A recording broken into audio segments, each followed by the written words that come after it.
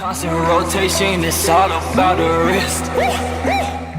Podcast is brought to you by Audible.com. Audible is the premier provider of digital audiobooks. Audible has over 180,000 titles to choose from on your iPhone, Android, Kindle, MP3 player, and 500 other devices apparently. So that's, a range of plethoras. Maybe your Tesla. Get that in there. Start driving around. Plethora of Teslas. Plethora of Teslas. Yeah, I don't know where that came from, but fucking killing it. Phone's going off. But look at that. It's a notification saying that Audible has 180,000 titles to choose from on your iPhone, Android, Kindle, in the genres of business, romance, comedy, sci-fi, and more. Go over to audibletrial.com/consultation. Get yourself one free audiobook. Download a 30-day free trial, and you'll be supporting this network, making two men talking about video games happy. Thank you. Hey, guys. Interrupting your podcast here to bring you a fucking ad in your face, in your ears from the wonderful place of blueberry.com, BLUBRRY.com.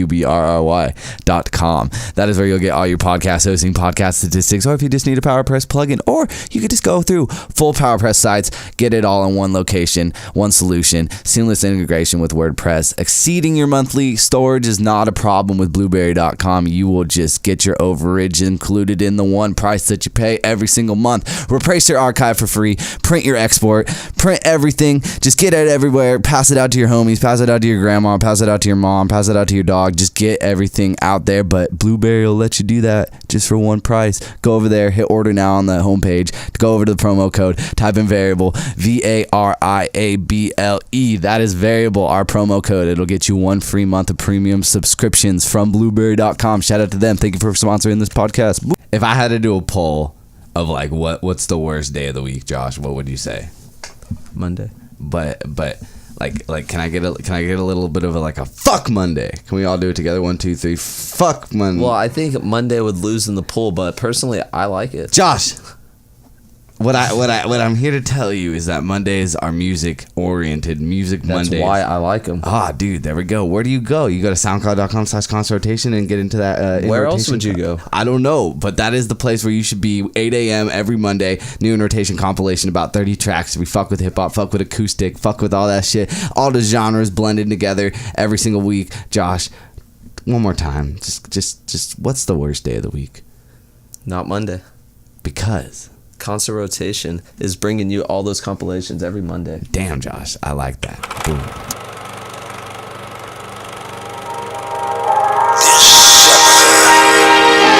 There's only one hope. It's some sort of constant rotation. In theaters. After the previews. Viewer discretion is advised. Come on, people. Welcome back to After the Previews with Kyle Everett and Garrett Zentgraf, where we're talking about everything movie-related. Movies, TV shows, movies again. Yeah, so let's get into it. All right. Let's talk about the box office this weekend. So, just opening up this week, we had Suicide Squad, which took first by a long shot, man. 133 million. 133.6 million. Broke the August record for the highest box office, previous hold by Guardians of the Galaxy, which was at 96. So even though this movie kind of got thrashed by the critics, it's still making some money and still. Oh, dude, the hype was real on this movie. 100%. I mean, I think that's one of the biggest things around this movie was hype. Even when I watched it, everything was hype in the movie, In second place, we've got Jason Bourne. Pretty far behind by over 100 million. It's at 22.4 million. What do you think? I haven't seen the movie, but when did this come out? Was it this week or the week before? Because if it was the week before, then you're... Oh, yeah. See, it's down 62%. So it fell 62%. That's pretty far if you're... But, most movies fall about 40, 50% if you're doing, a fucking amazing. Any studio's stoked on that.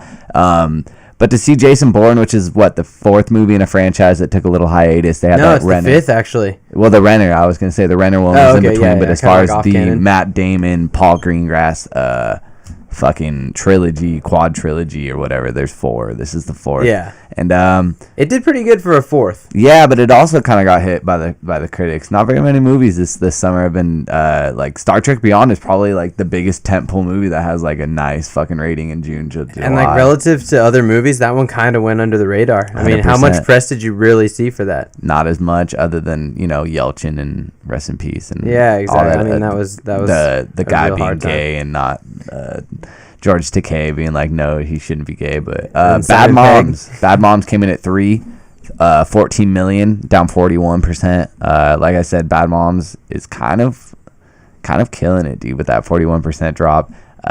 There's not very many, up until this current week today, August the 12th with Sausage Party.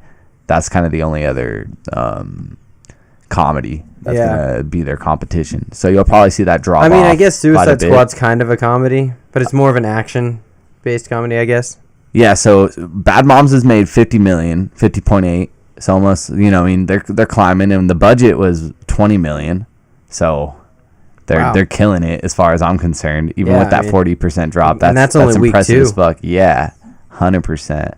And that's week 2 when you're talking about opening up with Jason Bourne, and in the second week everyone's going to see Suicide Squad, and now this week everyone's going to go see Sausage Party. Yeah.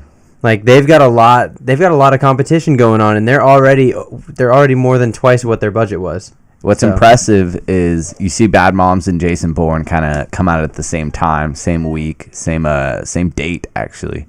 And one's has a fucking $100 million more budget, Jason Bourne, and it's barely hitting 103.1 million. Whereas Bad Moms had a $20 million budget, and it's at 50.8 million.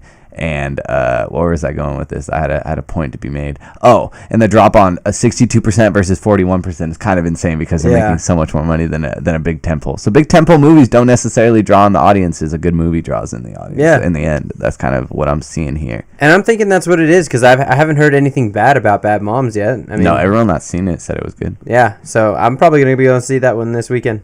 I would like to. That's like a $5 Thursday or some shit. Yeah, that sounds good. Mm-hmm. Secret Life of Pets. I mean, when you're the only animated movie out and it's summer and all your kids are kind of just chilling at home. We just had Finding Dory.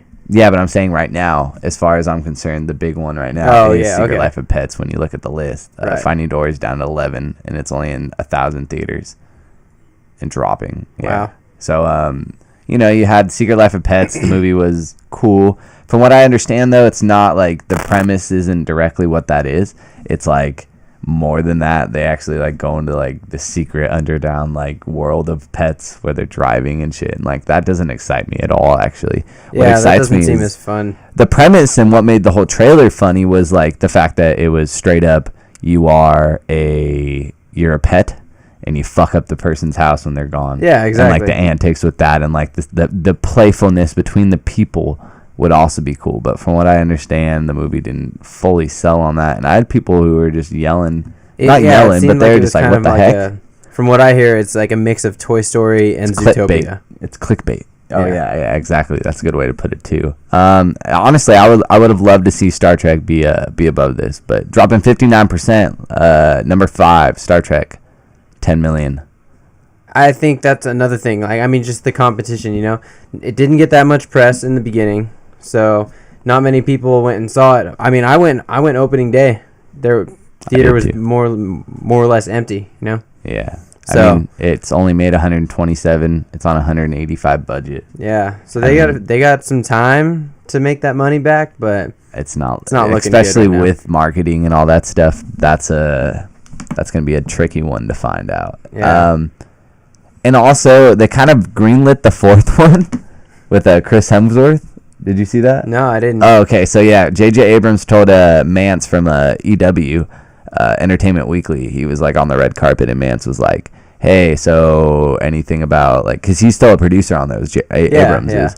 And he was like, yo, so what's up with the whole series, and, like, do you have anything to say?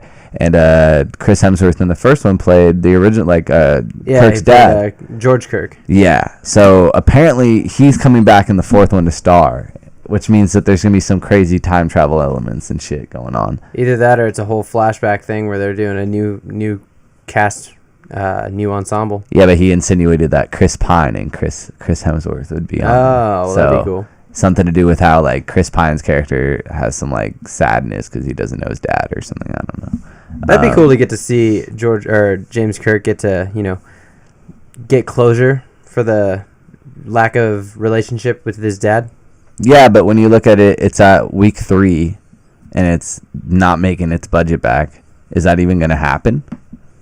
I don't know. I mean, it's kind of sad when you have Pets week 5 still killing it in the top 5. You know what I mean? That's pretty insane. Yeah, that's true. And then the only other new release for this week was 9 Lives. Came in at 6, made $6 million. No budgets listed. I know it's an independent film, so hopefully that's pretty modest from what I understand. $6 million for an independent film. But I feel like there's a big name attached to it, so that could take up like all $6 million of that. Let's see who's in 9 Lives. I'm not familiar. That's a cat movie? Oh, no way. Is it? Oh, whoa. Maybe I'm tripping. I don't. Oh, yeah. Kevin Spacey's in it. Yeah, I've seen this. Okay. Yeah. So was he like become a cat? It has 9% on Rotten Tomatoes. No, it has something to do with a cat. I don't know. Lights Out, Nerve, Ghostbusters, and Ice Age Collision Course are the ones to round out the top 10. Ice Age Collision Course came and went, man. Like straight up came and went. Third week down in the top, down at the bottom of the top 10, and 53 on 105 budget. That's pretty insane. Do you have anything else you want to add to that? Ghostbusters, Nerve's cool. What did you think? I mean, Ghostbusters. Were you ever interested in it? No. They're losing money apparently, like bad money, real bad. But Star Trek's in the. I don't understand, man. Star Trek's a good movie. Go see Star Trek. Yeah, give them as much money as you can. Go see it twice. Pay for it twice. Don't just hop over. Go to the bathroom for 20. Go back in like you just bought the ticket. I know, because I do it too. What do you want to get into first? Do you want to talk about that Rogue One trailer, or you want to talk about Sausage Party? What do you want to do? No, let's definitely talk about that Rogue One trailer. All right. Damn, that trailer was badass. Hell yeah. I love that trailer, dude. That shit's so rad. That last shot with the Vader. Yeah. And the shot right before that with the TIE fighter coming up on that dock. Like, she's like walking out on that. That's such a beautiful shot, too. Felicity Jones is looking like a badass for sure. Yeah. I don't know. I also like the scene with the getting fucking. Yeah, when they hit that thing with the rocket launcher. Yeah. That's badass. Yeah. I mean, I have nothing but high hopes for this Rogue One, and I look forward to how it expands the lore and the canon, you know?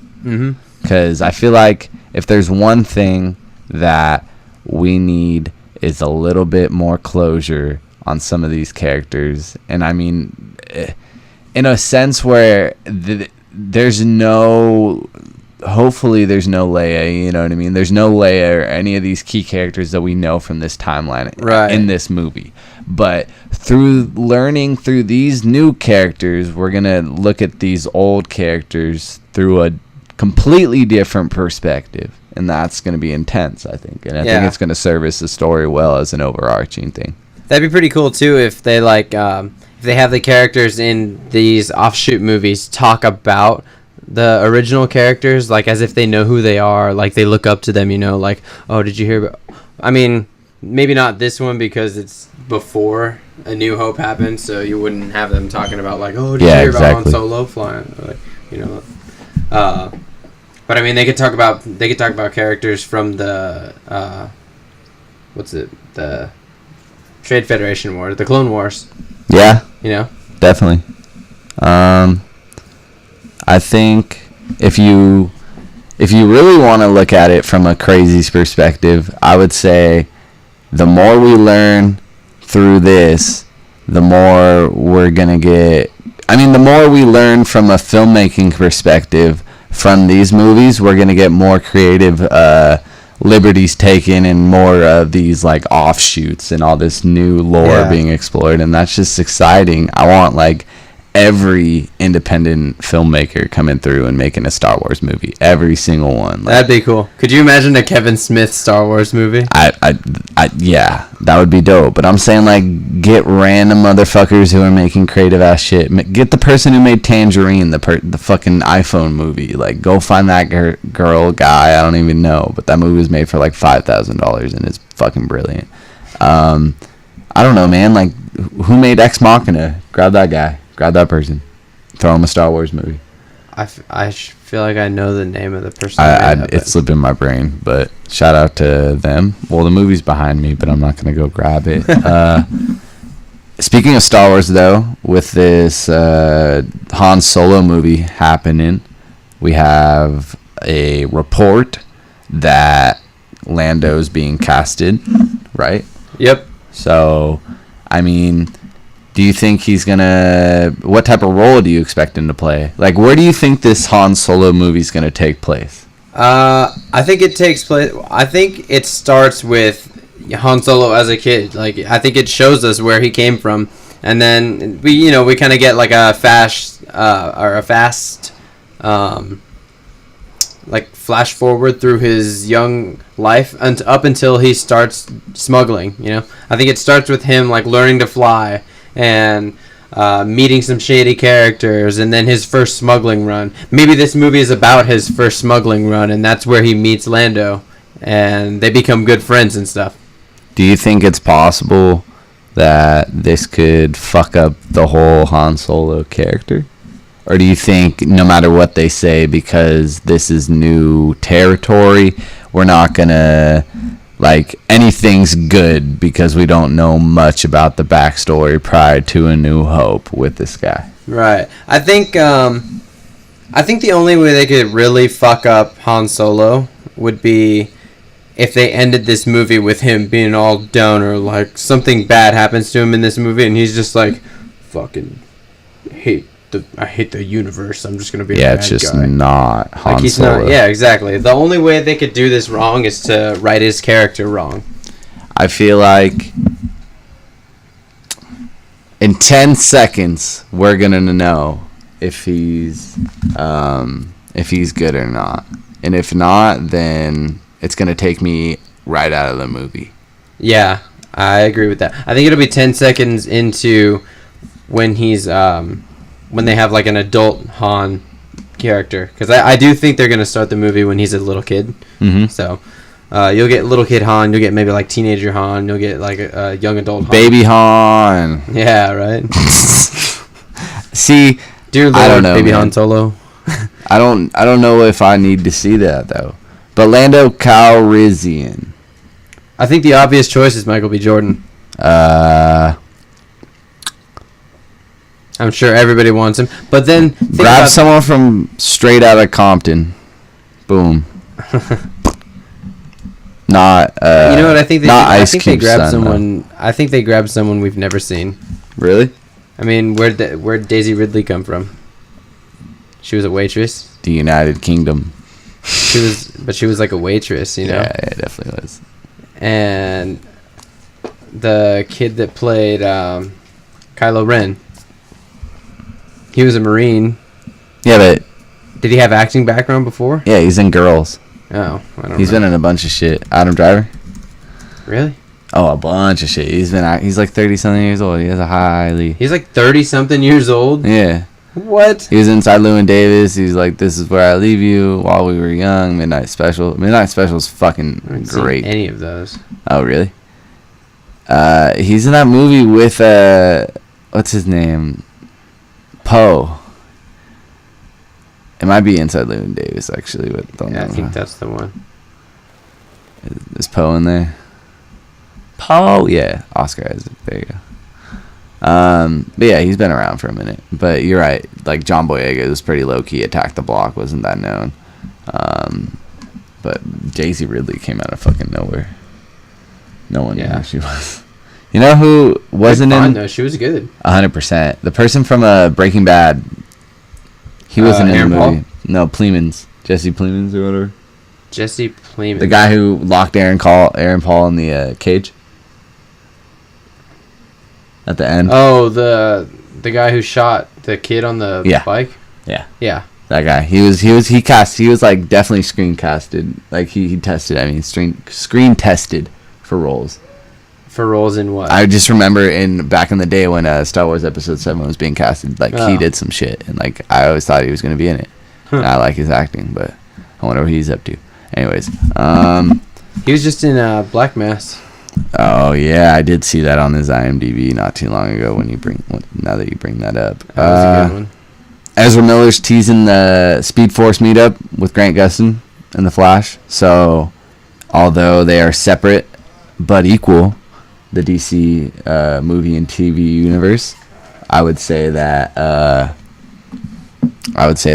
we're probably going to be okay as far as having them in the like having him in the movie, even though he has his own television show and they're not really a part of the same universe, but through the Speed Force, because it's literally like transcending universes and like fucking zones, like you can do anything pretty much. And, like, that'd be pretty cool. It'd be a nice way to shut all the people up who are like, why would they get a different Flash? They already have the Flash on TV. Yeah, it sucks that happened, but I mean, I get.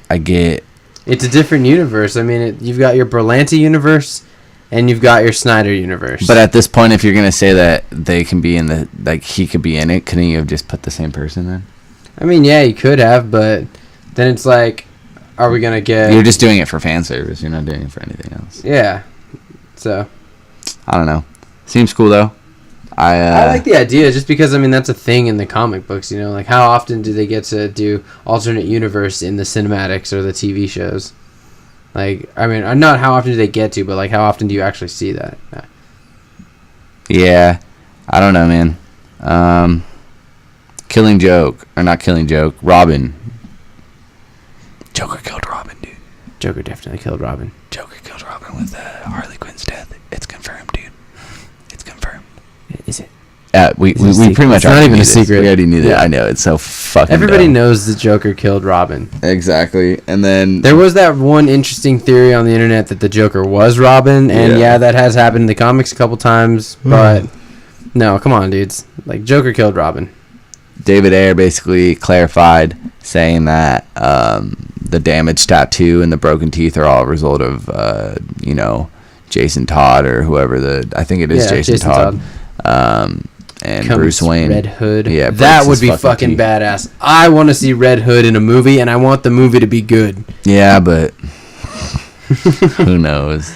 What do you think about Justice League? You think it's going to be any good? Yeah, I have hopes. I feel like if it's by that time, if it's not like on point, at least like where I walk out and say that was a movie, but it was a bad movie, or I didn't like the movie. You know what I mean? As long as I can look at it as a piece of art and not feel like I could have hired a third grader to do better, I'll be okay. I don't know, man. I'm still salty, dude. I think that's all it is. But you wanna? I think it'll be good. Just 'cause, I mean, like through the trailer, I think there's gonna be some stuff that like the comic book purists are gonna argue. They're gonna be mad. I mean, Jason Momoa not being a blonde dude, but I mean, come on, get over it. If the character's written well, if the character's written in a cool way that makes sense for the universe they're trying to put it into. I mean, think about the original Aquaman versus the universe that he's being put into right now. He wouldn't fit in. True. You know? So I think as long as the characters are written in a way that makes sense for the movie and the universe that the movie takes place, I think this one can be pretty good. Because from the trailer, it looked like they're like finally adding some joy to the Batman series. I mean, Suicide Squad definitely had joy in it, but if we're talking about something that's like straight up with Batman, they've been lacking. He still joy looks forever. constipated to me, but He definitely looks constipated. I'll let it go. I'll let it slide. I don't know. But he seems like he's having fun with it, you know? Like, he's definitely having fun. He's doing his own thing for sure. I just feel like maybe that's not the thing that I want. So then maybe I let that take. Like maybe I feel like maybe it's my problem. Do you like Bruce Wayne? Do you like Ben Affleck's Bruce Wayne? Yeah, I like that shit. All right. I just feel like he's like doing some weird shit. Like when he says Batman, it's like he's so big in this movie, and it's like clearly he's fucking huge. But it's not him in the fucking movie. Like really? Look at it. Yeah, they got a body double. Yeah, they have 100 Batman body double. It's guy's fucking ripped. That's actually not anything to do with anything. Meet the man who played Ben Affleck's Batman body. He's fucking ripped. Dude, I thought it was just a big costume. Nope. I don't really want to play the picture. Yeah, I mean, they're gonna make us watch a video. I don't know why there's no picture of the guy. So maybe maybe this is clickbait. We are on comicbookmovie.com. I don't know if that's our comic book. No, comicbook.com is usually pretty good. Movie Pilot's the motherfucker that I hate. I hope he dies. Daily Mail. No, that's not it though. That's not the thing. thedailymail.co.uk. Hey, what's up? It's me, Movie Pilot. How you doing? Oh, is this like that's that the guy? What is this shit? Oh, maybe. They just fucking made him blue. Wow. Oh no, it is this guy, Rossano Rhea. I guess he kind of looks like Ben Affleck. A little bit, yeah. Like with a mask on, he would look like him. Whatever. Anyways, But yeah, I mean, I liked these ones. I liked this new Batman. Moves like the cartoon and the video games, so I think it's more fun to watch. that's true. I'll give you that. Yeah, 100%. But Batman or Joker killing Robin isn't news.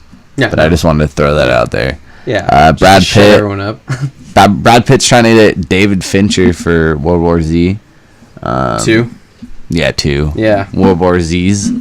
So David Fincher's that motherfucker who's out here making crazy ass movies like, Girl with the Dragon Tattoo. Fucking, I don't know. Fight Club. Fight Club, of course. Gone Girl. 7. Social Network. Social Network. So, I mean, he's worked with Brad Pitt before, clearly, with Fight Club, and I think 7, too. But Yeah. I don't Brad Pitt was know. in that one. I feel like that's a weird movie for Fincher to tack on. He's usually the anti-franchise type, so it is kind of interesting to see that happen. But maybe I Brad think it'll be Pitt, good though. I mean, Brad Pitt probably sucks good dick and probably got him to do it. Just like, hey Finch, I'll give you what you need, and you'll come and give me what I need. And he's like, all right, sounds good. We got a deal. I like every David Fincher movie. I mean, except Girl with the Dragon Tattoo. I didn't dislike it. I just, at the time, I wasn't ready to watch that movie, so I neither. snoozed straight through it. Oh, I stayed awake and got real uncomfortable with my dad in a movie theater. Anyways. Oh, no. That I had no problem with. Like that. Oh, no, I just meant like I was way too young to, and I didn't know what I was expecting. My dad was just like, let's go see a movie. And I was like, what are we seeing? He's like, The Girl with the Dragon Tattoo. And I was like, sounds sexy. Not sexy. Anyways. No, I just wasn't ready for how deep that movie. I thought it was going to be an action movie. Yeah. I had no premise of what I that movie enjoyed was it a about. lot, though. It did make its money back to make a sequel, which sucks because it deserves a sequel. But That's what I hear. I hear it's really amazing. Like, I hear the story's really good, too. Yep. Anton Fuqua, he's making that Magnificent Seven movie, Training Day. I'll take anything Anton Fuqua does after Yeah. Southpaw. But Oh true. my god, dude. Scarface. He's remaking Scarface apparently. You know, the idea of a remade Scarface is Scarface is like a remake though. Like the Scarface that you're thinking of is a remake. Is it? Yeah, Scarface has literally been remade like 3 times. I forget how many. It's like a running joke, dude. It's like funny as fuck that people like think the 1983 version is like a shitty movie when it's a remake. And some other motherfucker played him back in the day. But anyways, I don't know, man. Fuqua is a cool choice, I guess, if anyone's gonna do it. Whatever. Wait a minute. What? How can Scarface 83 be a remake of a 1932 film if the 80s cocaine didn't hit? Because maybe that's a thing that, I mean, you adjust a remake for the time that it's in. I guess, yeah, You know that what I makes mean? sense. So it's not like a word for word. That's actually that was kind of a stupid question. Yeah, no, I didn't want to call you stupid, but I was like, I think I get what you were trying to say, and I do because there was something to it. But I get what you're saying. Like certain parts of movies like do change over time. Like if you're gonna remake like fucking Wizard of Oz, dude, which you shouldn't. But if you do, like, please don't make it look the same. Like, you know what I mean? You gotta do something. Like I don't know, man. I think if you can make a more Not like... So you think that in the 1983 version it should have taken place in the 32s, knowing now that it's a remake of a 1932 movie? I kind of think that, because, like, look at Point Break. They tried to make that one more modern instead of just being, like, 90s. Yeah, but that's like someone shitting diarrhea of, like, just explosions, action, everything you need. Like, here it is, and it's like, I don't need that, actually. But that's what we say now at the time, because, like, we grew up watching that original Point Break, which I think is one of the most iconic, like, 90s genre action films. Yeah, but you're also comparing 20 years to 50 years. That's true. You know, like, there's a 50-year think about difference, how much technology has changed. Whereas, like, you're literally just making an action movie and calling it Point Break. That's what you're doing. Yeah. You're just using the name as a marquee title. Whereas I don't if there's so much economics to, like, movies now, like, because it's billion-dollar franchises that you can be talking about, that you gotta, like, you literally are just putting names on shit that aren't even the old shit that is, just because that's something that it's proven that if someone knows and is familiar with the title, it's going to have more money, more of a draw at the box office. Well, don't you think that is what this is? What do you mean? Like, if the 83 Scarface is... Who are you talking to? The people who were there 50 years ago? No, I'm talking to you. No, I'm saying, like, if you're talking about, are they, like, calling to their audience? I'm saying that the audience of this shit is literally 50 years older now. I don't even know how old they are, or if they're even alive. I get that, but I mean, like, they could have made a remake Scarface in the 30s. You know? Oh, okay. They could have remade Scarface and then set that movie in the 30s time period, and then people in the 80s would have still watched it and been like, "Oh, that was a movie about the 30s." Yeah, it probably wouldn't have done nearly as well as it did, but Scarface, the 80s version, was like got terrible, like, reviews at first, and it just became this cult, like, beloved movie because of, like, just the emphasis of cocaine and like, say hello to my little friend. Yeah, but I don't know, Fuqua could do some shit. I don't know if it needs an update because it's kind of, like, just good how it is. I haven't seen Scarface in a while, but I definitely remember being a little kid all juiced up and like the idea of that shit. So back in the day, as in earlier this year, late last year, there was rumors and kind of a confirmation from not Kathleen Kennedy, fucking Amy Pascal, that bitch. I don't like her, sorry. Jonah Hill, he basically put that to rest. She basically said that there was gonna be a Men in Black crossover with 21 Jump Street. Oh yeah. And then Jonah Hill came out and was like, "Nah, I don't think that's gonna happen." Man, I'm glad. Why do they have to do that? They exist. They could coexist on their own. Yeah, they don't need to be in the same movie I like where they were going with the idea, like, someone really stoned in their offices was like, "I wrote this 82-page draft of, like, this fucking idea," and they're like, "Oh, that's brilliant, let's do that." But then when you really think about it, you're like, well, no. It was literally because you when you watch those movies, like the second 21 Jump Street, 22 Jump Street is literally the first 21 Jump Street, but that is the joke. Yeah. Because there's so many comedies. Keep making that joke. Comedy sequels are fucking terrible. Yeah. Every time, because they do the same exact thing. That's why Hangover 2 and 3 weren't as good, because it's literally Hangover 1, but every time you scratch out Vegas. Hangover 1. I thought 3 was the best one. That's a whole nother discussion. We don't have time for that. No. But I want to hear about that one day. Yeah, but damn. We'll talk about that next week. People. No aliens in a 21 Jump Street. Yeah, no aliens in a 21 Jump Street. We're talking about Narco. We're talking, like, for what 21 Jump Street is. Dicks. Fuck you. I fucked your mom up too. That's, like, literally what they would do, and it's funny, but it's like. But like for that. How do you go with Men in Black movie to make sense? Yeah. Like the aliens would have to be on drugs, and they would also have to be pretending to be high school students, because. Or high school or college, either or. I think they would just be not high school students at all or anything like that. You don't think they would do the school thing with it anymore? But I mean, that's like the basis of what 21 Jump Street Yeah, but they're going to Men in Black school. Like, they're going to alien school. Okay, so they're going to Alien Academy. Yeah. Okay, so now they're going to become Men in Black Narco Unit. Yeah. That would have been horrible. I mean, a horrible movie. To each its own. Black Manta's the Italian dick is on me. Right. It's in my mouth. Damn, fuck, that movie's so good. Black Manta rumored to be the villain of Aquaman. Who else are you gonna use? That's like the only predominantly, like, known I mean, I'm gonna be honest. I don't even know. I don't either, but I know that name because it's made fun of in like the SpongeBob fucking like. Is it? Like what?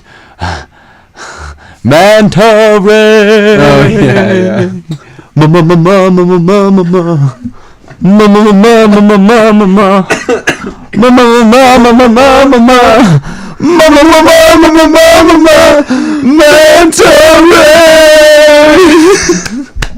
That shit's so funny, man. Oh man, that shit was so good. I'm so glad you joined in on that. Basically, there's no Ghostbusters sequel. Let's go from there's no Ghostbusters sequel. We don't want it. We It's didn't even losing want the remake. which is why it's a pretty good question to ask.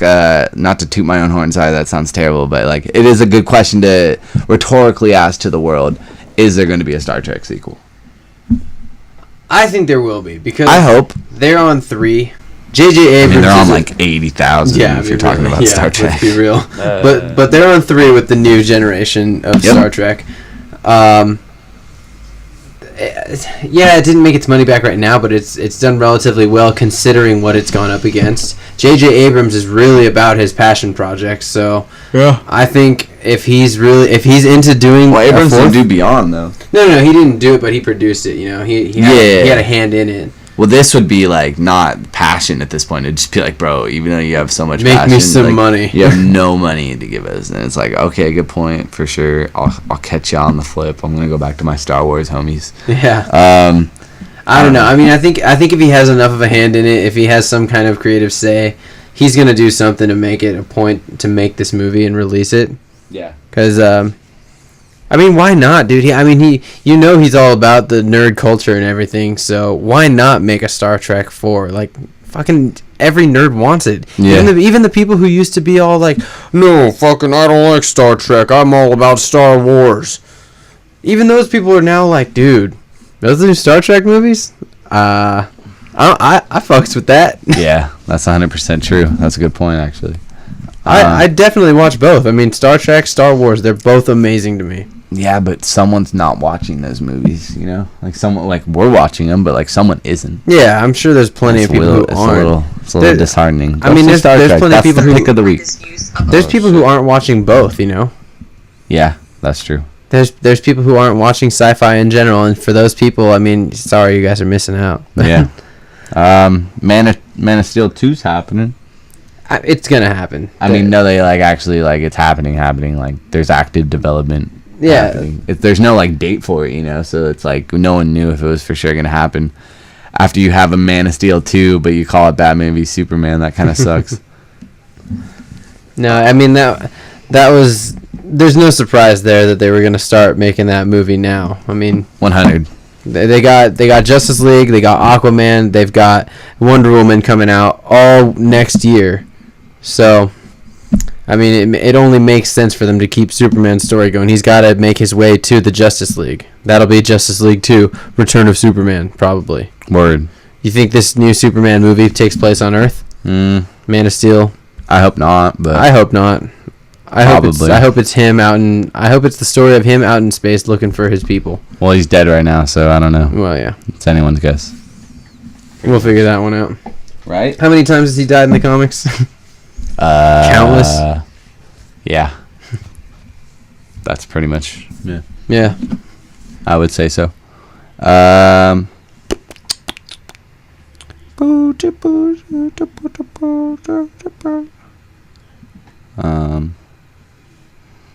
got nothing else, man. Well, let's talk about Sausage Party then. Sausage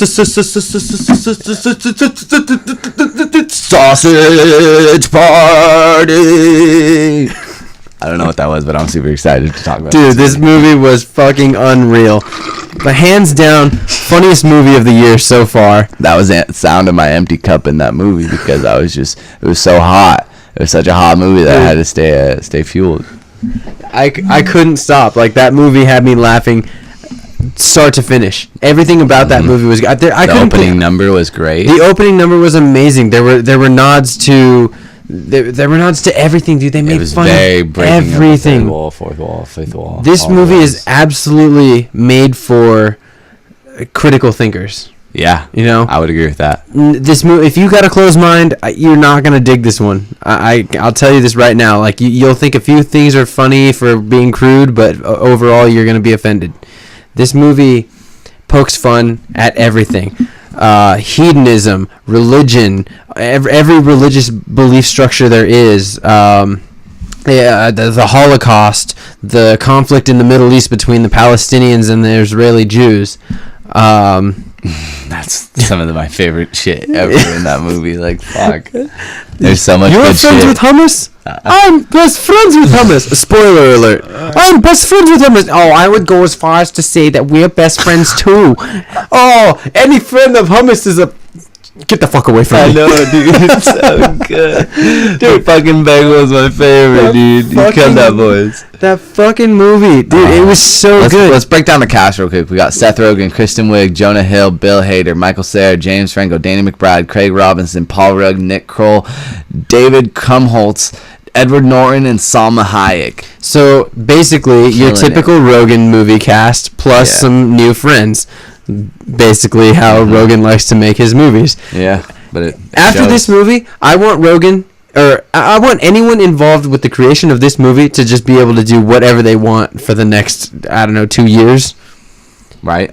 Actually, I want them to be able to do whatever they want until they deliver some shit to us. Yeah. That movie was pure gold. Some of the people... The guy who directed this movie worked on Aladdin, The Lion King, Hercules, Tarzan, the Tigger movie. What's our director's name? Greg Tiernan? Well, the director was Greg Tiernan and Conrad Vernon. There's two people. Okay. Conrad Vernon the Fourth. Whoa, no way. He made... Oh, dude, he made some bad ones. Dude, he made Ants. No, he didn't. Did he? Yeah. He was a storyboard artist. Yeah. Oh, okay. His first directorial debut was Morto the Magician. I've never seen that. He the was hell? on Shrek 2. He co-directed that. That's a pretty good one. Monsters vs. Aliens, Madagascar 3, and then he made Sausage Party, so there you go. And he was the toilet paper. So there you go. The characters in this movie, man. Oh, it's so good. Let's break them down. Seth Rogen as Frank. He's the lead character. He's the main sausage. And he is he's your story's protagonist. You know, this is all about him learning the truth of what happens to food after the gods, by the way, spoiler. Okay. We've already spoiled a little bit of it. I mean, if we're talking about the movie, keep in mind, this is the last segment of our show tonight. So the last of it is going to be a sausage party spoiler alert. So get ready for it, or it'll be on the title. If you didn't read the title, yep, you're finding this via Braille, and we appreciate your listen. Thank you for that. And then we got Kristen Wiig as Brenda Bunsen, a hot dog bun, Frank's girlfriend. Yeah, so these two, their relationship is that of a Catholic high school relationship. Yeah. Would you say? Yeah, exactly. These two they're in their packages, and basically the belief structure of food is that the gods, humans, they come and pick you up, and they choose you to enter the great beyond, and the great beyond is the door of the supermarket. So these two they're in packages right next to each other because it's the 4th of July. So you get your hot dogs and you got your hot dog buns right next to each other. And these two, they talk to each other all the time. They're boyfriend and girlfriend, and they have never been with each other. And they talk about how great it's going to be in the great beyond. How he's finally going to get to fill her. He's going to be 5 inches deep in some beautiful buns. Yeah, that's literally all. There's so many jokes like that. This whole movie is a giant sex innuendo. Oh, and then full on porno at the end. Yeah. Jesus. So Kristen Wiig, basically they end up on this adventure together, and she's the typical Catholic girl. She can't question her faith, and when Seth Rogen starts to question what she believes, she can't do it. She has to leave him for it, and it's the rough times in the food relationship, the food Catholic relationship. Yeah. You got Jonah Hill as Carl, a bisexual sausage. Bisexual sausage. Yeah, I didn't pick that up. I didn't pick that up. I picked up that he was kind of a horn dog. That he was kind of a pig. which is funny because hot dog. Yeah, exactly. But I picked up that he was a pig, but bisexual I didn't get so much. But I think that's funny. I mean, if they're The gonna, voice is funny. He had a cool death. yeah, absolutely, dude. Just fucking like they're about to bail and he gets sliced in half. Yeah. Oh, and I love when Michael Cera's explaining it to Seth Rogen at the end. He's like, "Oh, Carl didn't make it. He's dead. Oh, did he suffer? Oh, yeah. It was fucked up. They tortured his ass." Yeah. Bill Hader is Firewater. An old Native American bottle of liquor, and he was also tequila and El Guaco. Okay, so we have Firewater. Firewater was the Native American bottle of liquor. He was one of my favorites, dude. He was great. He's a total stoner. Dude, this movie cost $19 million. Are you fucking kidding? Wow, only 19. Fucking congratulations. Animation is expensive too. Keep that in mind, guys. Wow, man, Nice. that is incredible. Okay, so let's go back to this. Firewater is Bill Hader's character. Yeah. He's this Native American bottle of liquor. I mean, the whole thing is just a nod to how America ripped the Indians out of their land and like stole their shit. He's like, so basically, that joke there is the Firewater used to have the nice aisle in the liquor store, and they had all the aisles. And then the crackers came in and pushed them off of their aisle. And he wants to kill his best friend Grits, who is fucking Craig Robinson. Yeah, he's just a box of grits. He's a box of grits. Craig Robinson hates those motherfucking crackers. Wants to kill all the motherfucking crackers. That movie. Oh my god. Oh man, just everything about it. So, anyway, Firewater, he's this wise Native American. He knows all about the truth about what happens after food leaves the liquor store. And Seth Rogen, after going on a journey to find the truth, he meets up with Firewater. Firewater tells him, "We made up the story. There is no great beyond. It's hell. And before we made up the story, everybody knew, and everyone just lived in agony. Like, oh my God, we're gonna get we don't want to be chosen. Fuck that shit. We're gonna die." They knew they were being chosen for death, so they made up this story. And he says, initially we made it so that it would make people's lives better. They'd be happier. But they took our words and they put different spins on it. I think even today in the song there was a verse about eradicating all the juice. Why would they kill all the juice? I love those guys. They're hilarious. The Juice are great, dude. Shout out to the Juice. Yeah, Firewater really just carried the whole thing because he had like the knowledge, and everyone kind of was like doubting him though because he's a stoner. Exactly. Which is, I mean, it's so relevant because any wise, critical thinking stoner in the real world is doubted by everyone just because a bunch of stoners made this movie.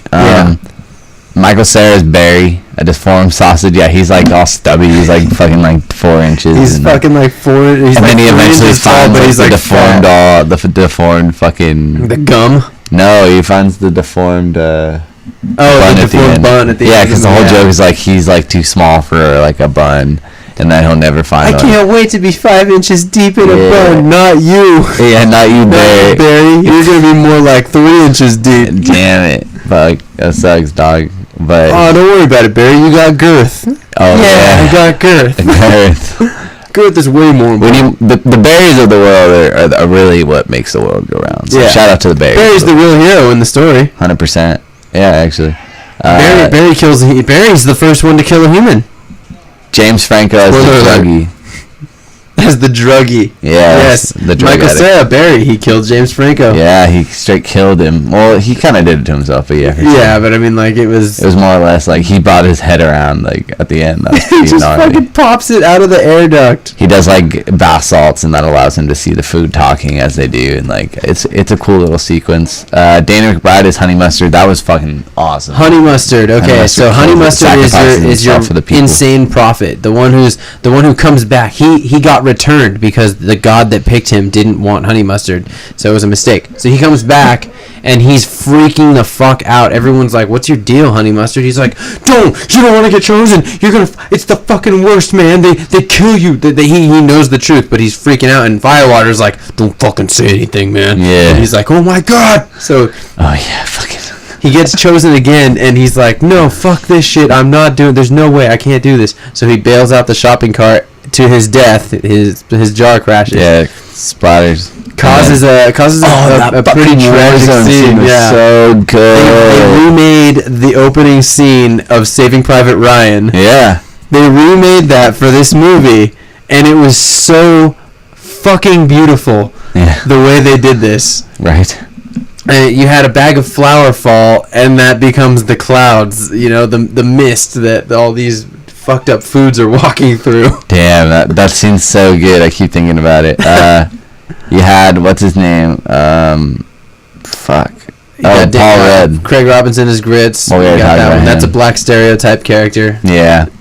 Yeah, he fucked a few crackers at the end. That was cool. Paul Rudd is Darren, the Shopwell manager. He's a fucking dork. He hates his job. He's a total nerd. Doesn't know anything about anything. His animation style is kind of like obtuse. It's obtuse and sloppy looking, but it's like on purpose. Yeah. You got Nick Kroll as the douche. The douche. I think the douche is the real antagonist here. You've got your obvious antagonist is the gods picking foods and eating them, but I think the real antagonist was the douche. He got busted. His nozzle got busted in the original scene when Honey Mustard kills himself. Yeah, and he blames the whole thing on Frank and Brenda. So the whole movie is basically him just getting roided out in different ways, and he talks like a Jersey Shore reject. Yeah.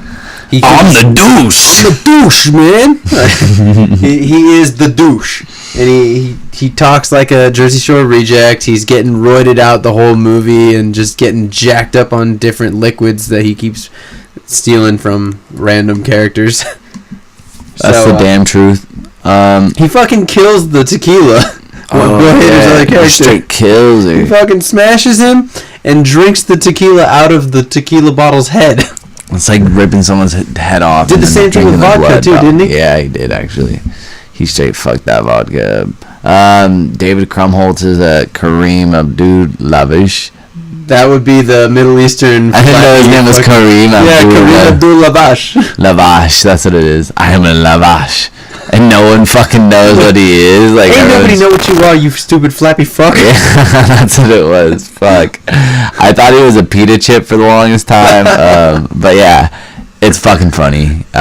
Like, he kills it. The banter with Edward Norton as Sammy Bagel Jr., which is a bagel, who's my favorite character. Yeah, he's clearly he's a and Edward Norton plays that. Like, keep that in mind when you watch this. Like, that's straight up Edward Norton. Yeah, I didn't even know that till the very end. But when I read it, I was like, oh yeah, he was on the title card. Like, I looked this up like right before I left. Salma Hayek is Teresa Del Taco. She's a lesbian taco. Yeah. She's like super into Brenda because the Brenda Buns got buns. Yeah, dude, straight ass. Like, she was eating her pussy at the end. It was pretty great. That was fucking hilarious when she's like moaning and she's like, oh, Frank.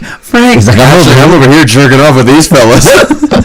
He's straight whacking it at the end with like a bunch of dudes, like in a circle jerk, and like his girlfriend's just getting eaten out by a lesbian taco. It's like one of the craziest movies. Like, I'm sorry whoever hears this and doesn't realize this is a movie by now. Seriously. The end of this movie, there was nothing could have prepared me for that. Yeah, honestly. Anders Holm. He's Troy, one of the sausages packed. He didn't really have much of a part. Yeah, no, he just kind of got killed. He actually didn't stand out at all. He didn't like stand out. It wasn't like, oh man, that was Durs for sure. Like, it wasn't. That wasn't a Durs character. It was just him doing the voice, and he was being a dickhead to Barry. Yeah, and I don't like dickheads. Conrad Vernon and Greg Tiernan, who are the people who directed this, played Toilet Paper Roll and Irish Potato, respectively. Irish Potato, you see in the trailer when he's singing the pipes, they're calling, and then he's, oh, my fucking skin. That's your director. That's one of your co-directors there. Yeah, and Toilet Paper Roll was at the end, I think, right? Yeah. They make the joke where it's like, what is he used for? And you don't even want to know what they did to him. Because he's just fucking, that sucks, man. Shoved up people's asses. Baby Carrots and Cookies, Sugar Lynn Beard. I mean, these are all just random people now. There's a Tampon, Laura Miller. Scott Underwood played the Twinkie, and my favorite, like one of my favorite characters. I don't know, dude. Like no one was laughing in our theater, but I was dying at this gum, dude. I loved it. The gum was so on, but no one was laughing at like his like. I think it's because like people our age, they don't know who Stephen Hawking is. There's no way they don't know. I don't know, man. Maybe it's not funny anymore. But like, it wasn't even the Stephen Hawking thing. It was just like the. Like compared to everybody talking quick, like he's just trying to. He has all the answers, kind of like in a scientific perspective, and it's way longer of an answer than it really needs to be. They even make a joke about that. And he said it all like slow, yourself as gum with like the cadence. Like, dude, is so good. Ian James Corlett, apple, licorice, relish, bag of dog food, and then we got Vincent Tong. So they're all the puns that Douche was making. Oh yeah. How you like them apples? What? Not you apples. I'm going to relish in these, like, and then the relish is there, like, all yes. I'm gonna relish in the idea that you mustered up the courage to catch up to me. It is. And the three of them are just like cowering in fear. Yeah, that's right. You shut the fuck up. Fucking the douche. Oh god, that movie, dude. Like, I'm gonna go see it again. Like, there's no way I'm not seeing this again. Oh fuck! When Rogan submitted the film to MPAA, they assigned it with an NC-17 rating due to a piece of Lavash's pubic hair on the scrotum being visible. Oh my god! Oh, that's right. When he's like, when the Jew bagel is Jew bagel.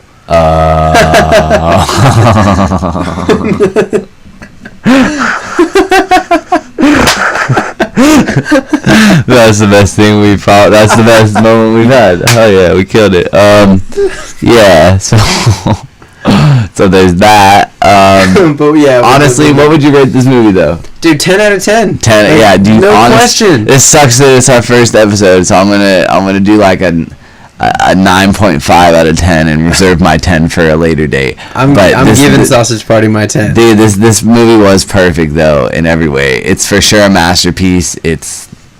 Go see Sausage Party. Like absolutely. Nothing else in the the box office breakdown that we gave earlier, like is even comparable in my opinion. Other than Star Trek, go see Star Trek. Please go see Star Trek. I mean, both movies, go see them out of principle. I mean, yeah.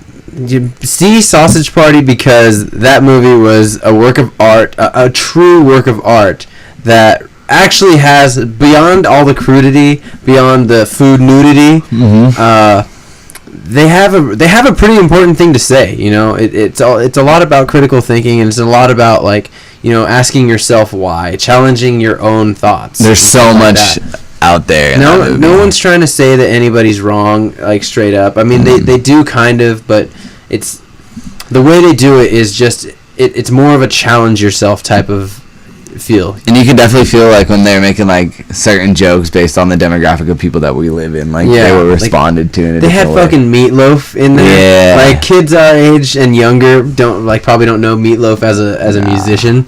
But it's like the fact they had Meatloaf in there singing, "I do anything for love," like which is so on the nose too. Yeah, that was perfect at that part too.